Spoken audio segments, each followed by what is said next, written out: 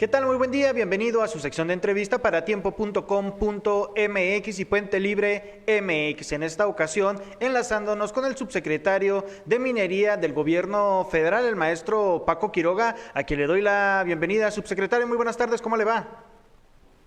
Muy bien, Pedro, muy bien, muchas gracias.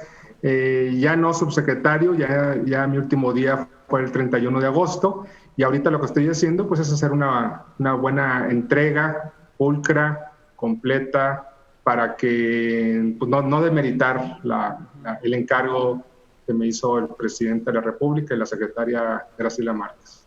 Oiga, maestro, pues vimos cómo se toma esta decisión de desaparecer algunas subsecretarías por este tema de la austeridad. El COVID pegó duro al mundo entero, México no fue la excepción, pero si nos pudiera detallar cómo es que desaparece pues esta subsecretaría de Economía, que hay que decirlo, empujaron mucho para que existiera. Pues es un tema de adelgazamiento del gobierno dentro de una política de austeridad que efectivamente se acentúa con el tema del COVID, pero que es un enfoque principal del presidente López Obrador, un enfoque que compartimos en general 100%. Yo le decía ayer el lunes que hablé con él, que yo hubiera desaparecido 15, no 10 subsecretarías. Creo que sí se puede hacer más con menos y los gobiernos, empezando por el nuestro, tienen que poner el ejemplo de cómo de ofrecer más servicios públicos y sin ser una carga. Los recursos públicos tienen que ir a los programas sociales y no quedarse en el propio gobierno. Pero en este sentido, maestro, ¿cómo fue que el presidente le platica esta decisión y ya desde su punto de vista, qué impacto se va a tener en el rubro? La conversión fue privada y la quisiera mantener así. Me quedé muy contento. Hubo un reconocimiento a lo que se ha avanzado. No fue un tema fácil, ni para él ni para nadie, cómo acompañar y buscar una minería socialmente incluyente, totalmente sostenible, segura. Tuvimos un plan de trabajo que fue cuidadosamente elaborado y sancionado por él y por la secretaria Graciela Márquez, y creo que en ese sentido logramos mejorar la manera en cómo se hace la minería y potenciar muchos de sus beneficios, de los beneficios económicos, y que este desarrollo que en general está asociado con la minería en términos de inversión, de generación de divisas, también se tradujera en desarrollo social para las comunidades, y que las comunidades no solo dieran su permiso a las unidades mineras para que cooperen, sino activamente su apoyo. Logramos sentar en la misma mesa a los dirigentes sindicales, a la academia, a las comunidades, a las empresas, a los inversionistas, no siempre son los mismos, y lograr consensos importantes, consensos que trascienden, que siguen, de los cuales está completamente no nomás enterado, sino ha sido partícipe el presidente y la secretaria Graciela Márquez, y el equipo que realmente son los que están en las áreas, el equipo del Fondo Minero, del FIFOMI, que es nuestro banco minero para apoyar a los pequeños y medianos mineros, aparte de las cadenas productivas del Servicio Geológico Mexicano, de la Dirección General de Minas, de la Dirección General de Desarrollo Minero. Todas estas áreas tienen unas muy buenas bases, están las bases sentadas, y se continúa con un trabajo pues, en favor de una actividad económica vigorosa, ambientalmente sostenible, socialmente incluyente. Antes de entrar al tema del COVID, que sin duda me gustaría conocer su análisis respecto a esto, maestro Quiroga, tengo que preguntarle también, pues el día de ayer el presidente López Obrador rinde su segundo informe. Él habla de una transformación, pero desde el sector minero, ¿cómo se transformó el país? Bueno, precisamente se llegaron a ciertos consensos básicos de cómo vamos a operar en el futuro, qué tipo de actividad queremos hacia el futuro. Tomamos varios referentes, tenemos el referente de Canadá, las prácticas operativas de Canadá, pero también tenemos de otros países como pueden ser Australia, Alemania, los países nórdicos, y buscamos que estas mejores prácticas traerlas. Estas mejores prácticas no necesariamente cuestan más, no es una cuestión de recursos, es una cuestión de planeación, es una cuestión de seguimiento, de convencimiento. Y en México, que se dan todavía todo tipo de prácticas, desde las mejores hasta las peores, pues ya tenemos también el ejemplo de las mejores para que éstas cundan, para que éstas se repliquen en el país y se vuelvan la norma. Todos los países que hoy vemos con una minería responsable, ambientalmente sostenible, socialmente incluyente, en algún momento hicieron esta transición, este salto cualitativo, y a México le llegó su hora. Decía Víctor Hugo que no hay nada más poderoso que una idea a la que le ha llegado su momento, y creo que llegó el momento. Entonces, el presidente, la secretaria Márquez supieron leer este momento. Los diferentes participantes del sector minero se adhirieron entusiastamente a la iniciativa, a la convocatoria, y creo que estamos viendo los resultados. Ahorita los especialistas, Pedro, te podrán decir de los resultados, pero yo creo que muy pronto ya va a ser de conocimiento general de los cambios importantes que se han dado, que se están dando en el sector minero mexicano. Y eso le iba a preguntar, ¿cómo cambió la relación gobierno con el sector minero en México, con un sector a veces muy querido, pero también a veces muy cuestionado, ¿no? Pues se llegaron se acordaron, se consensaron ciertas premisas. Yo te puedo decir, hubo 4 premisas principales que son: uno, tiene que haber una meta de 0 fatalidades, ¿no? Cualquier fatalidad es un fracaso de las políticas de seguridad de las empresas y un fracaso de política pública. Tiene que ser, la minería no puede generar conflictos en las comunidades. Cualquier conflicto igual es un fracaso, y esto no implica nada más cumplir la ley. Uno puede cumplir la ley y generar desigualdad y se generan conflictos. Tiene que la actividad diseñarse de tal manera en la que todos salen ganando, todos tienen los incentivos. Tercera premisa, el medio ambiente, el sitio tiene que quedar ambientalmente mejor que como se encuentra. En términos de biodiversidad existen varias medidas.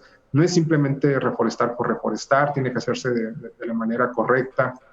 Y cuarto, pues hay que cumplir con las obligaciones, estar del lado correcto de la ley, pagar los impuestos, no ceder a extorsiones del crimen organizado, porque cuando alguien cede a una extorsión, implícitamente está fortaleciendo a ese grupo en su lucha contra las fuerzas del orden del Estado mexicano. Entonces, estas 4 premisas que son importantes y fueron aceptadas por todos, y sobre esas empezamos a trabajar. Se generaron protocolos de actuación, de desempeño, de cómo se deben de estar monitoreando las presas de Jales para que no haya derrames, de cómo se tienen que revisar cualquier accidente, por qué sucedió, cuál fue la causa raíz, qué medidas se van a tomar para que no vuelva a suceder. Yo te puedo decir que cualquier accidente fatal que existe, los gerentes de la mina, los directivos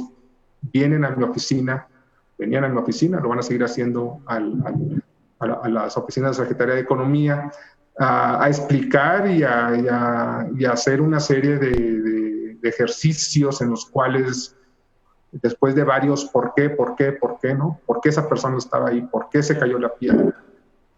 ¿Por qué no hizo caso a las indicaciones? ¿Por qué no se le trató inmediatamente? Después de varios por qué, se llegan a las razones primeras, y esa experiencia se comparte abiertamente con los demás participantes, asegurando que se van desarrollando estas bases de datos, estos aprendizajes que se vuelven de la industria para que no vuelvan a ocurrir. Y eso hace, por ejemplo, que la minería es ya una de las actividades más seguras para trabajar. Después del ensamblaje de automotriz, la minería es, por la frecuencia de accidentes, es la actividad más segura para trabajar. Por supuesto, siendo una actividad industrial, pesada, industrial, tiene que tomarse todas las preocupaciones, todas las precauciones, y cualquier accidente puede fácilmente convertirse en fatal, ¿no? De ahí la atención que se le pone. Pues interesante todo esto. ¿Cómo impactó el COVID en la minería en México? ¿Podemos hablar incluso de algunos datos? Sí, tenemos el COVID. Nosotros nos empezamos como sector, el sector de la minería se empezó a preparar para el COVID desde febrero de este año. Ya se volvió inminente la llegada del COVID, se buscaron igual mejores prácticas internacionales, se puso todo lo que se sabía en un protocolo que generó la Subsecretaría de Minería. Este protocolo ya va en su 5ª versión, se ha ido actualizando, se ha ido completando, revisando, y este protocolo fue la base para que cada una de las minas generara su propio plan de trabajo. Cómo trabajar durante la pandemia, en presencia de la pandemia, de manera que no solo no sean parte del problema, que no sean centros de contagio, sino que sea parte de la solución. Esto incluye el apoyo que se le da a las comunidades, a los servicios de salud de las comunidades anfitrionas, a la población vulnerable, tanto los trabajadores como los no trabajadores de la comunidad donde se opera. Y luego hubo una suspensión de actividades inicial, ¿no? Entonces, abril y mayo se tuvo una suspensión de actividades. Ya desde antes se habían estado preparando las minas con sus planes de trabajo, con todas las medidas de precaución, como pueden ser los acrílicos, el uso de cubrebocas, los transportes especiales, el distanciamiento de las estaciones de trabajo. Y durante ese tiempo se siguieron con estos preparativos, hubo una interacción muy fuerte con la Secretaría de Salud, con el IMSS, para demostrar que los esquemas de trabajo que se estaban proponiendo en la minería iban a ser más seguro para un trabajador estar en la operación, en la mina, que estar en su casa, quedarse en casa. Ese fue el estándar que nos pusimos. Y creo que fue una de las razones por las cuales el Consejo Nacional de Salud tuvo más disposición para declarar a la minería como una actividad esencial, no solo por su importancia económica, sino por los preparativos que se hicieron para estar a la altura. Después de eso, yo hice un recorrido por muchas minas para ver de primera mano, vigilar de primera mano, cerciorarme de la implementación de los planes, de los esquemas de trabajo seguro, de los protocolos. Ahí se le dio a veces una apretadita adicional, pero en general yo vi con mucho orgullo, tengo que decirlo a nombre del sector, cómo el sector se había elevado a las circunstancias, ¿no? Cómo se había realmente formado un frente que tiene que ver con los trabajadores, los sindicatos, las autoridades locales, las autoridades estatales, las autoridades federales, para hacer frente a este reto. Y de hecho, el que se hiciera esta coalición para poder protegernos del COVID unos a otros, de hecho permitió resolver otros problemas, otros retos que tenían las propias unidades mineras. Pues es que el tema del coronavirus, pues sin duda pegó a todo el mundo. Si tuviéramos que hablar de números, la costumbre de decirle subsecretario, pero si tuviéramos que hablar de algunos números, ¿cuántos fueron esos números a la baja? Bueno, son 16, vamos a decir, son 2 meses de 12, o sea, es decir, un sexto. Nosotros, con base en las proyecciones que traíamos para producir este año, te puedo decir de la plata, ¿no? La plata es el mineral más importante que producimos en México, somos el primero a nivel mundial, 324 millones de onzas pensábamos producir, que significan alrededor de 8.5 billones de dólares. Como consecuencia de la baja, pensamos que se perdieron alrededor de 1.4 billones de dólares. Si juntamos así la plata, el oro, el cobre, sobrepasamos los 4 billones de dólares en producción perdida, ¿no?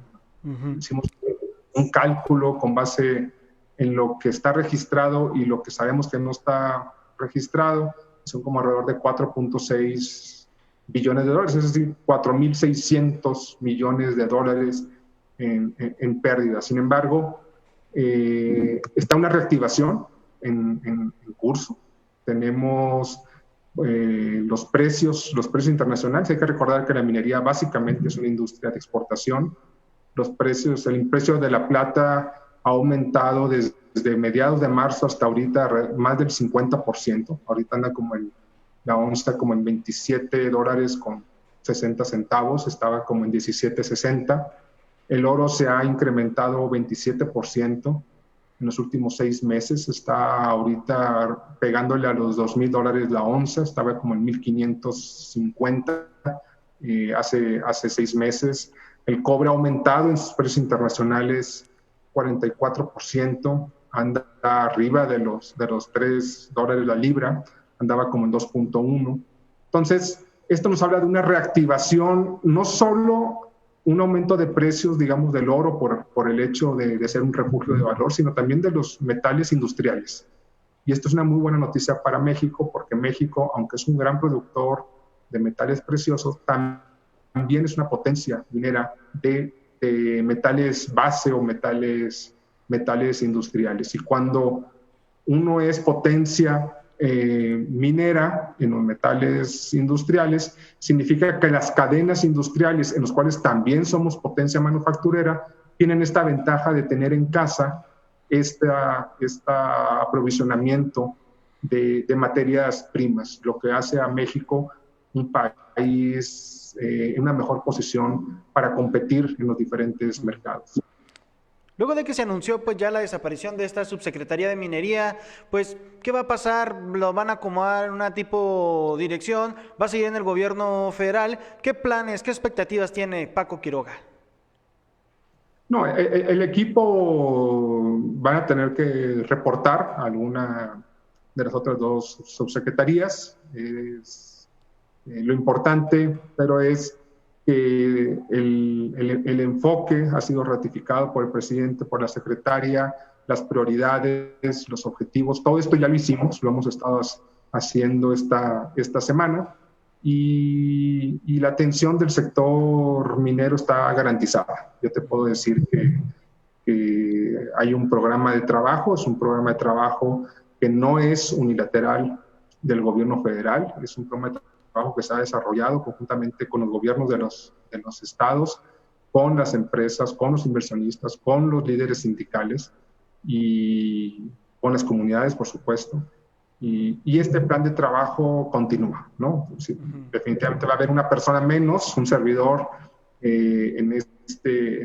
haciendo este esfuerzo, participando de este esfuerzo, pero se queda el liderazgo de la doctora Márquez y todos los que a final de cuentas hacen el trabajo que realmente es el que...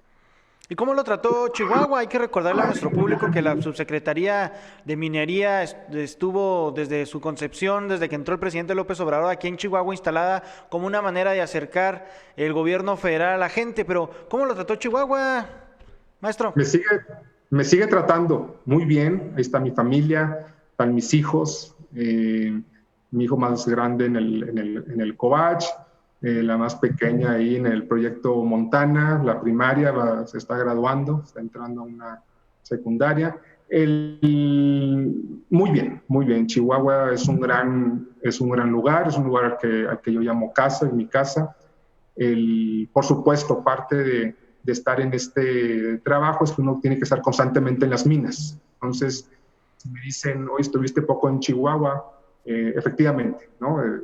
Estuve cuando no estaba en la ciudad de Chihuahua, estaba en las minas de Chihuahua, o en las de Sonora, o en las de Michoacán, o en las de Guerrero, o en las de Coahuila, y sí, también en la Ciudad de México, porque había que atender los otros, por ejemplo, los consejos. Yo participaba en el consejo de Pemex, en el consejo de ACP, en el consejo de Conagua, y consejos muy importantes para la actividad económica en general.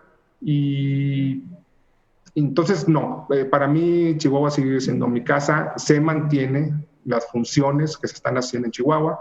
El licenciado José Jabalera, director general de Desarrollo Minero, aparte que es de Chihuahua, vive en Chihuahua, ahí está su equipo, ahí está también otros miembros del equipo en Chihuahua y simplemente te digo, Pedro, es una persona menos, pero todos los demás siguen, ¿no? Muy contento con el recibimiento, la calidez, la hospitalidad de la gente de Chihuahua. Pues algo más que desea agregar. No, pues nada, agradecerte. Esta es la primera entrevista que doy después del anuncio. Siendo paisano, pues tenía que dar la preferencia. Te agradezco mucho el interés y por aquí nos vemos. Un mensaje a tu auditorio de que el compromiso del gobierno de la República con el sector minero sigue, que no hay que tener duda de eso, y que bueno, pues en su servidor Francisco Quiroga, pues siempre tienen un amigo y vecino en el caso de Chihuahua. Pues muchísimas gracias. A ti, muchas gracias. Agradezco de nueva cuenta a Paco Quiroga, ex subsecretario de Minería del Gobierno Federal, por este espacio. Ya lo sabes, síganos en redes sociales. Mi nombre es Pedro Fierro y yo lo espero el día de mañana a las 9:30. Hasta la próxima.